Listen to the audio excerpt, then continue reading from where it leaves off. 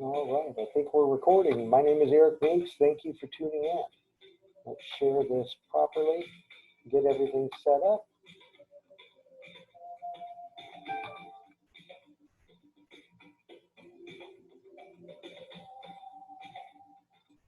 Okay, and turn off the music.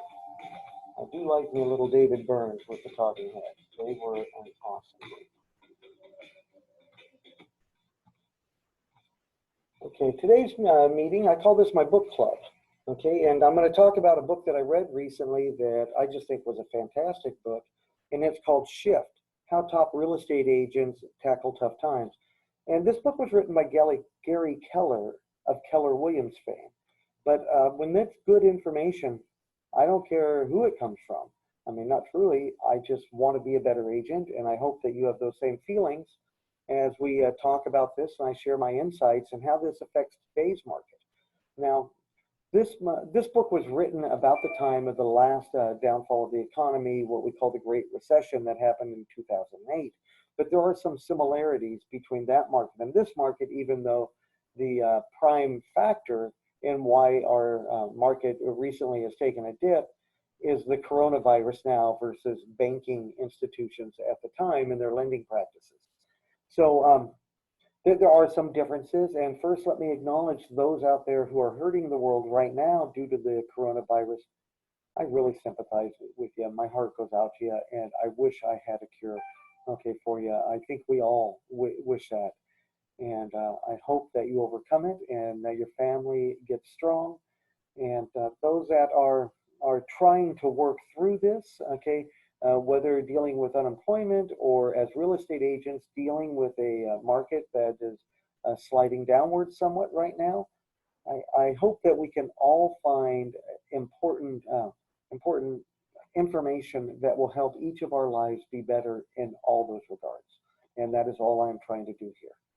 I know our own business has suffered a little bit, not as much as many others out there. We're actually very fortunate for the amount of work that we're able to get. And I have to say thank you to my agents for that. REMAX as a corporation does provide us with some fantastic tools, but it's the agents who makes use of those and remains in contact with their sphere of influence and their farm and their friends and family and all the different channels that we create as real estate agents to be the best possible realtor that we can be. But at the same time that we're doing that, many more of the people that we are in contact with do need help, and we offer that constantly. It's not always about making money, but like everybody else in the world, we do have to make some form of an income, or we're no longer salespeople. So this is about, if I may move ahead and still be polite and cognizant and respectful, okay, to those in this time of need. I want to talk about things that realtors can do to help them survive during this time and help their family and those around them that they love with the benefits of having their job performed during these times, because most realtors don't have any safety net, and even qualifying for unemployment is very difficult. There are some relief right now with what's been done with the small business packages that Congress and the president have passed, but generally we don't have that safety net. We're 100% commission. So with that in mind, how did we survive the last one, and how will that affect us going forward for the next one? So shift: how top real estate agents tackle tough times. Let's talk about that. Okay, this is a graph that shows what the real estate market did up until the last fall of the, well, actually past it, up until January of 2019 was when this graph was done. And I just thought this was a very good graph to illustrate my point, or at least begin to. This graph shows, pardon me, the top, not, I would say top. This graph shows 5 of the top cities throughout the country. You got Boston, Los Angeles, New York, San Diego, and San Francisco. And if we start in 1988, January of 88, where this graph begins, you can see it's on an upward trend there. This is around the end of the Reagan era as George Bush I became president, but then as we went into the 90s, it dipped down around the country. As we got closer to the 2000s, we went up until about 2007, somewhere in there, and then the market began to plunge. Okay, after that we had some up and down, And then by the time we're up to 2011, 2012, it begins gradually taking off up again. That's a trend that anybody who's been in the business for a good length of time can remember. And some of the agents who've been around for even longer than the last 10, 11 years, like my wife, who's been doing this for 30 years, Tracy, a great realtor in her own right, now co-owner with Remax Desert Properties with myself, she can recall several of these as the market was down, as the market took a dive, and each of those, as she got into the market in the early 90s as it was going down. And I'll tell you one thing that she has said, and I've seen it true myself, having gone through the 2008 Great Recession: if you can survive in a down market, you will thrive in an up market. If you think about those top agents that we all know, and I'm not going to mention them by name, but I know that you guys out there can think of a few names, men and women, different races. It doesn't matter. I mean, different genders, different sexual preferences, different aspects to all of their lives. But there are a core group of individuals that any of us in the business can recognize. Oh, that person's a great agent. Yes, they're a fantastic. I wish I could do the amount of business they do. Yeah, they've got a team, but man, they do a ton of business. Okay, that's there. And many times when you meet these people, they also talk about what a nice person they are. And I find that not always, but most times, greatness and niceness go hand in hand. And I applaud those people who are able to do that, because it is a great quality to have, and I respect them even more for that. So how do you do it? How do you survive the down market that we're kind of going into right now? Because a month and a half ago, quarantine hit and nobody could go out. Now, it did take a week or two, but eventually Gavin Newsom in California, the governor, he declared real estate to be an essential business. So we were allowed to go out and do not necessarily open houses, but do inspections, okay, final walkthroughs, deal with requests for repairs, do showings, okay, properties. There are aspects of our business that if you can't get out of your house and go into that house, a sale has a very difficult time to go forward. I will say that we here at Remax Desert Properties have sold 2 houses entirely over the internet, okay, where the people who bought them did not walk through them until the day we handed them their keys. So it is possible, and we have done that, and we can do it again. But that is the exception still, and not the rule. Although we are moving to a more and more technology-based system of selling homes. But let's talk about it. So how do we survive, okay, during the downshift? National shifts usually happen gradually. This one happened instantaneously. The climb back to a seller's market will happen in direct proportion to the speed with which the country survives and kills COVID-19. And I believe that's very true. The climb back to a seller's market will happen in direct proportion to the speed with which the country survives and kills COVID-19. Absolutely. The faster we can deal with this problem, the faster that we can get fully opened up and rebuild businesses, rebuild people's personal economies and their budgets, and everybody is better off. Okay, now there's 3 types of real estate markets in general. You have a buyer's market, a balanced market, and a seller's market. Okay, a buyer's market is when there's a lot of inventory, more than 7 months of inventory, okay, in the multiple listing service or on the market. A balanced market where it's even, somewhere between 5 and 7 months of inventory. And a seller's market, which is where we were up until about 6 weeks ago, is when there's less than 5 months of inventory. And at times, I'll tell you, 2 months of inventory. If a home was taking more than 2 months to sell, it was probably overpriced.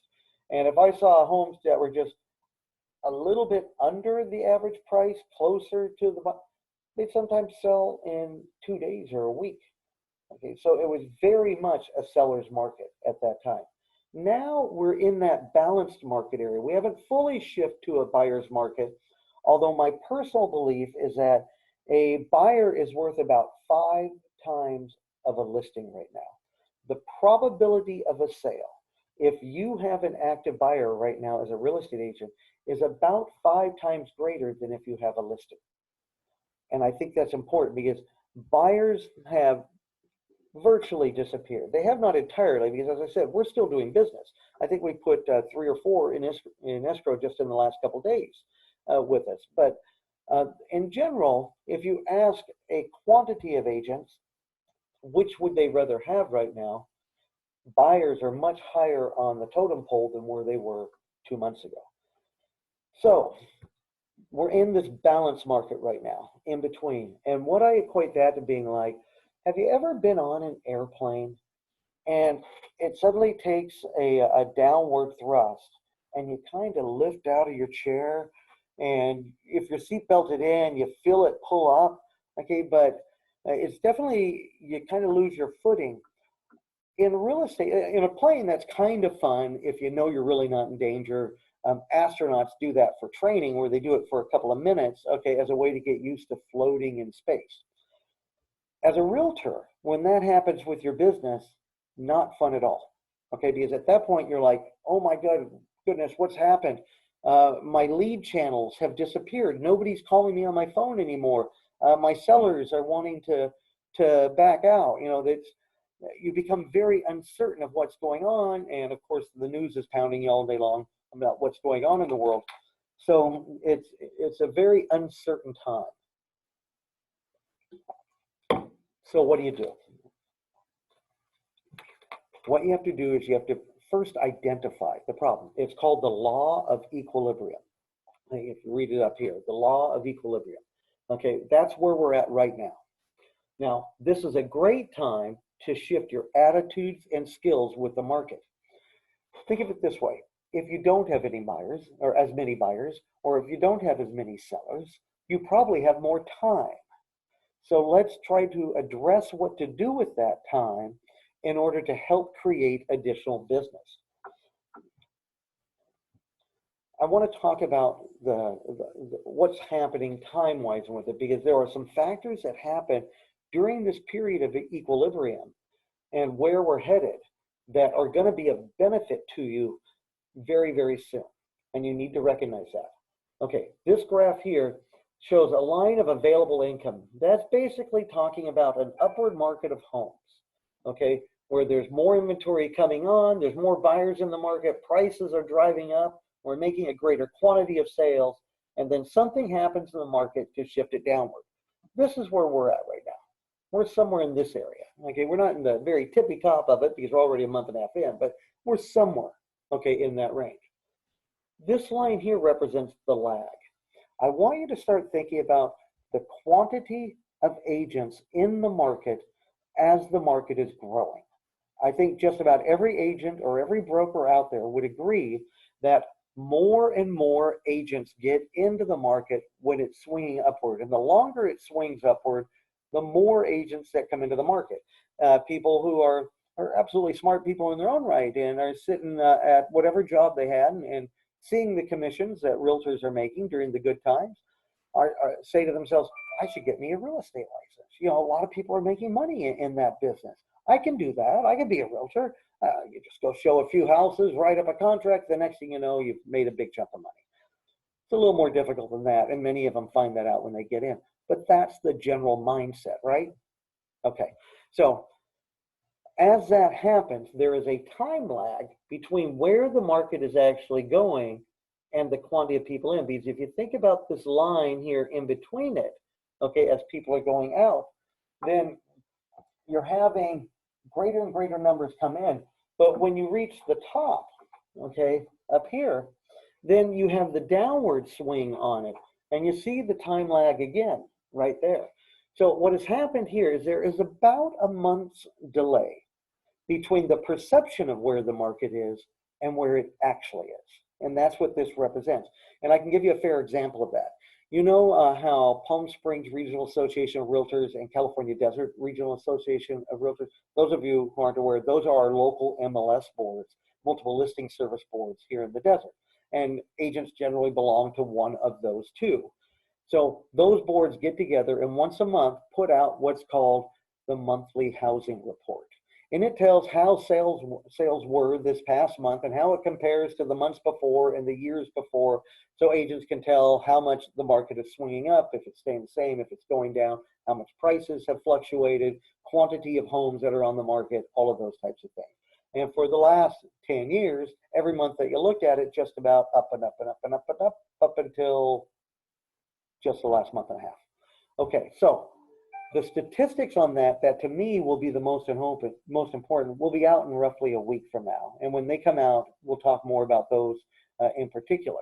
But the statistics that they're on are going to be for the month of April, right? The first week of May, the month of April will be assessed, and then we'll have those.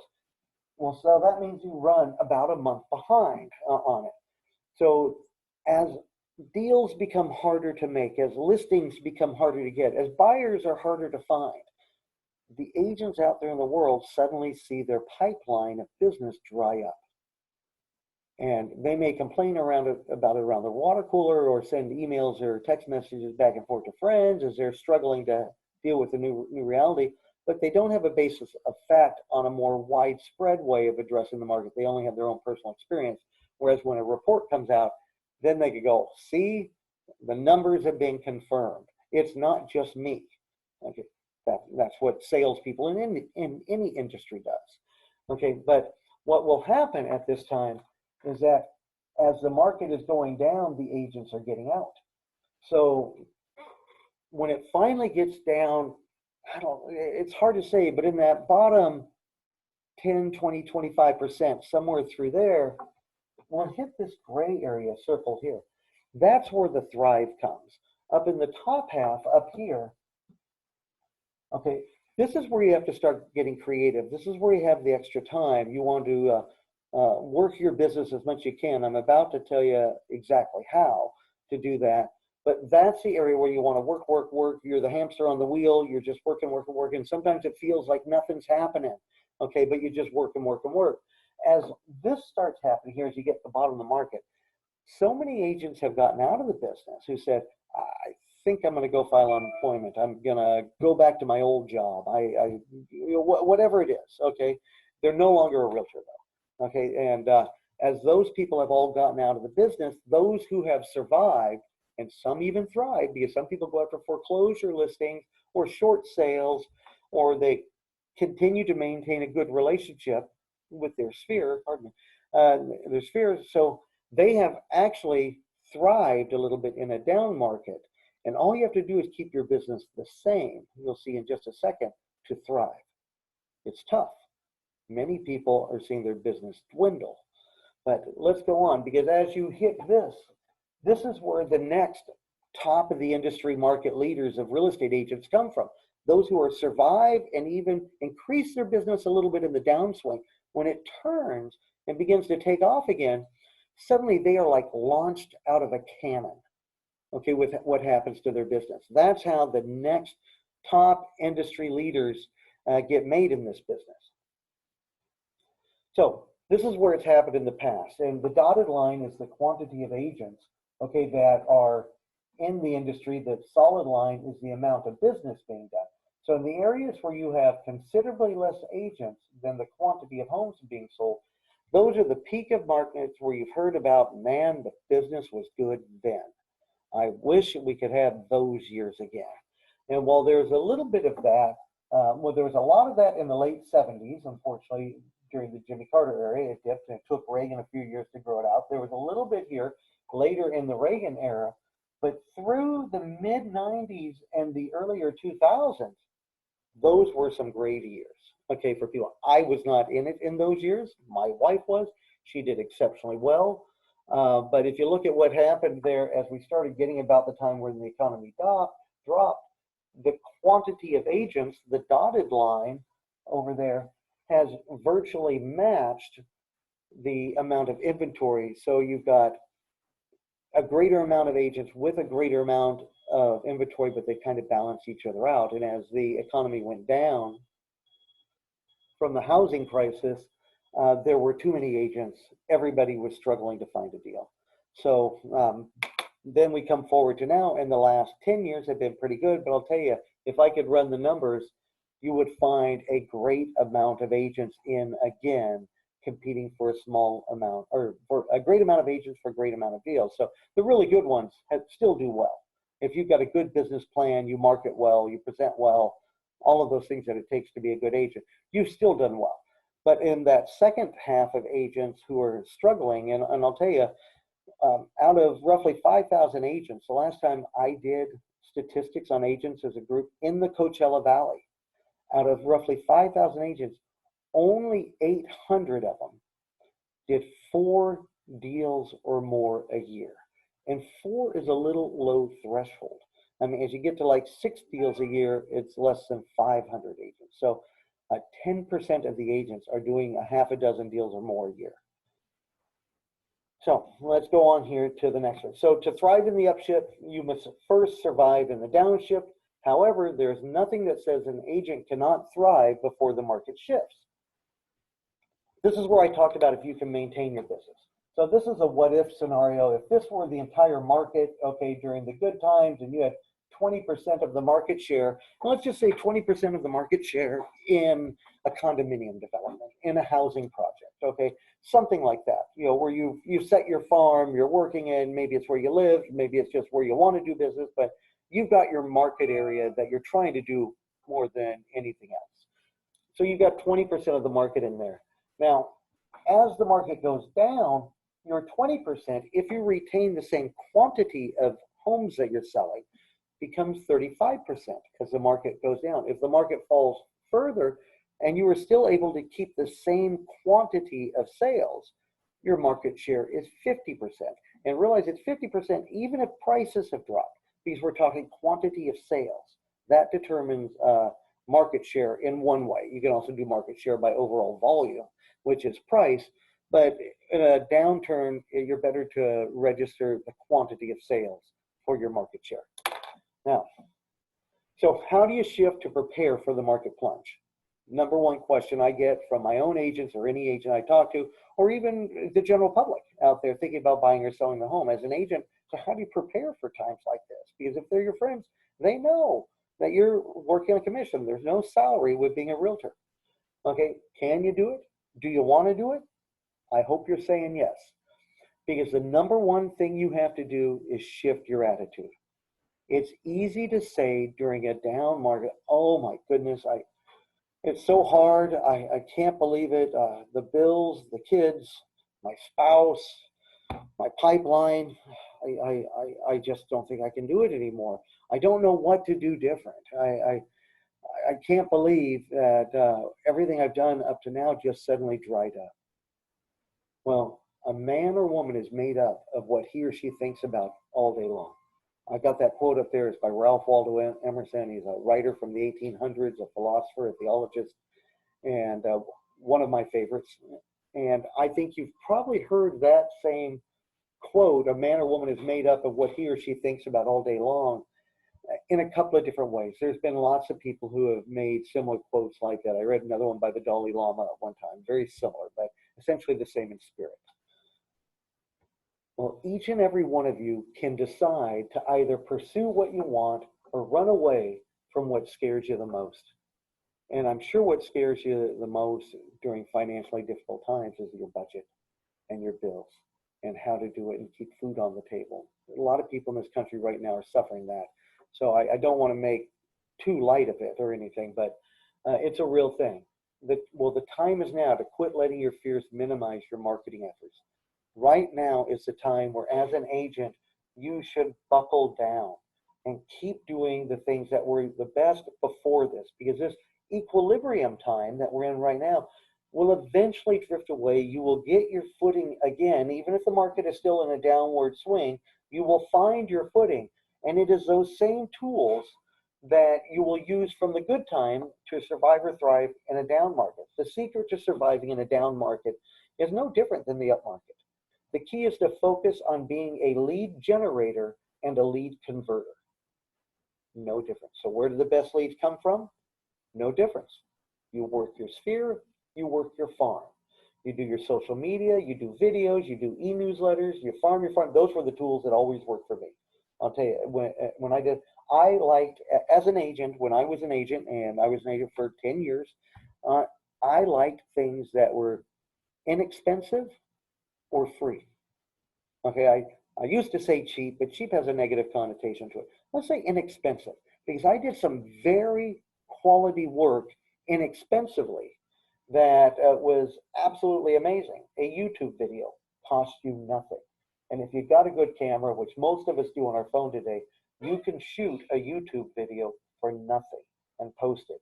An e-newsletter. Well, I have paid $20 or $30 a month to different e-newsletter companies. These days, working with Remax, they just give it to me, so there's no additional cost. All I have to do is type it, write it on that there. Farm your farm. Okay, a farm, if you're doing postcards, has some cost. But if you were doing those costs beforehand, I would encourage you to try to maintain that farm.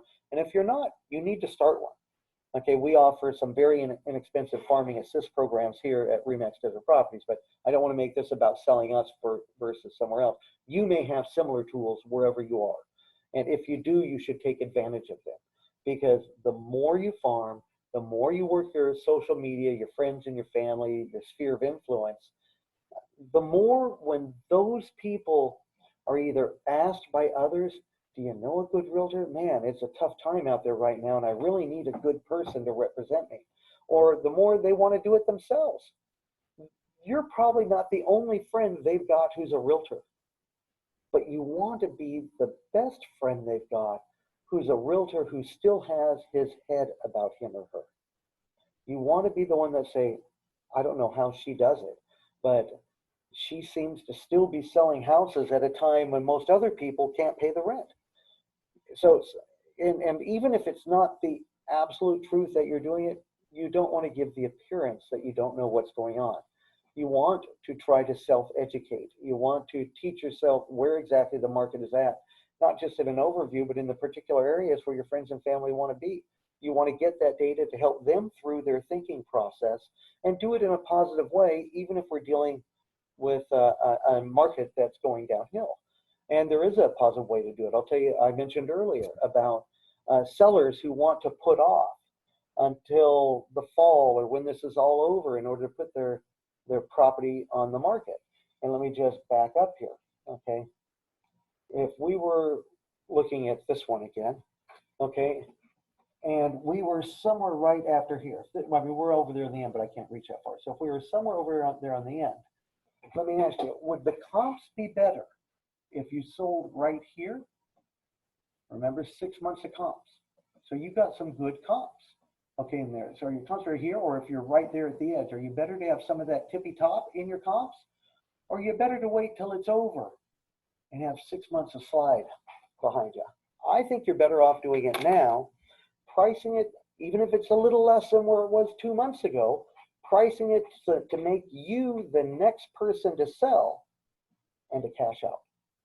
Unless you can get value out of your home in the next couple of years, which, you know, some people can, they still want to come to the desert. Okay, it's going to be worth less, but if you're still using your home, there's a value there. And there's no reason to sell it if you can afford to make the payments or it's paid off and you're going to use the home. And it's probably more personal use. The rental market right now is a little up and down. The vacation rental is definitely down. The annual rental is actually still going strong on it. But as a seller, you're better off to sell while you still have strong comps in your recent past, because the banks will take those into account. They may fight it a little because banks try to be very, very thrifty, okay, with their money, but it's still a better group of numbers to compare against rather than all downward slide. So I would recommend that they stay in. So that's one way to keep your head about you. Where are we at? Each one it gets scares most. Here, we were on, whoops. Let's see what it's saying. There we go. Work your farm, work your sphere. Be that person that in these times of need that your friends and family can go to, because you're calm and level-headed and dealing with it, even if it's not great information, you're dealing with it in a professional and an informative manner. That will be what's important, and make each and every day about these things matter. Because right now, we're all trying to improve some skills. Many people have improved their Zoom capability for what they do on on meetings, like group meetings and that there. I was doing go-to meetings. We switched over to Zoom. That took a little bit of a learning curve to learn all the tools with Zoom, which is how I'm filming this video right now. You may want to revisit knowing about your camera. Like I just figured out some tools within my camera one day, just said, okay, I got some time. Let's just sit down and figure out the different settings within my camera to make the best quality of pictures. Because I'll say, even with the same camera, some people are better than others. There's other tools I've done too. It's a great time to learn technology, a great time to explore statistics on certain prospective farm areas for quantity of sales, average length of times of owners, total number of homes within the development, all of those types of things, which might help you to launch a farm if you don't already have one. But you need to make your time about making yourself better, because during the equilibrium time, you'll probably be that hamster on the wheel and not see a bunch of return from it. But that is not going to be forever, and you've got to stick to it, and you've got to keep your attitude up. And as those other agents evaporate and the market begins to turn, somewhere in those final days of the downward, you're going to see a growth in your business that if you don't take the time to do these things now, somebody else will, and they're going to see their market share increase. Stick to it. Keep the faith.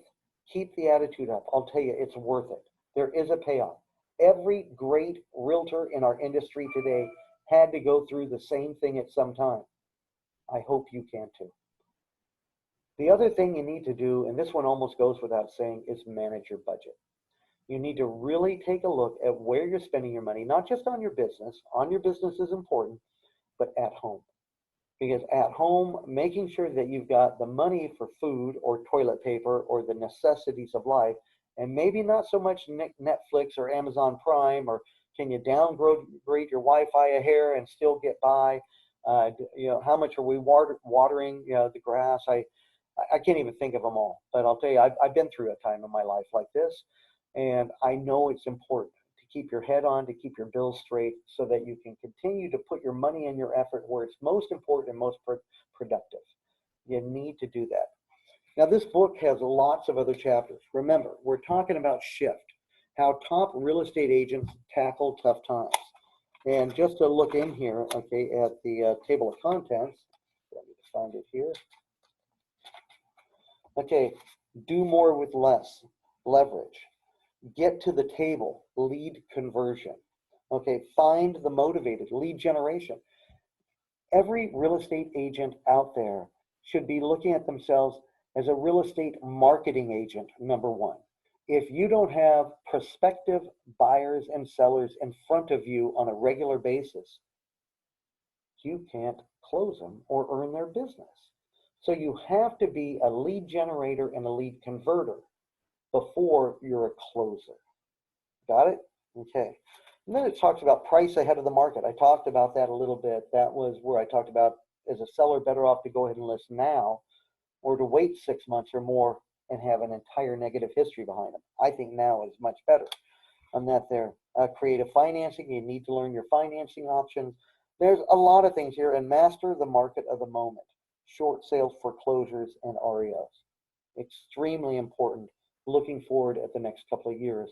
I am sorry to say, because I know that if there is that kind of business out there, some individual went through a very dire time, and that is not good for anybody.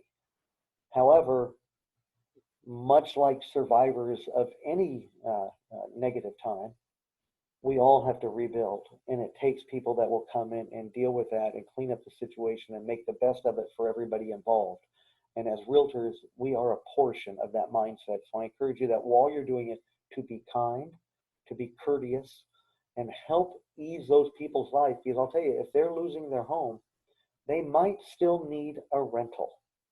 And if they were good on their bills and stuff up until he or she lost their job, they'll probably be good again as they climb out of this. So try to help those around you. Make the most of your time, and think about how top real estate agents tackle tough times.